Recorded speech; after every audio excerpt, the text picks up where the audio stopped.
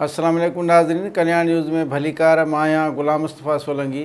नाज़रीन, हमास ऐं इसराइली फ़ोर्सिस में ॿिए ॾींहुं बि जंग जारी।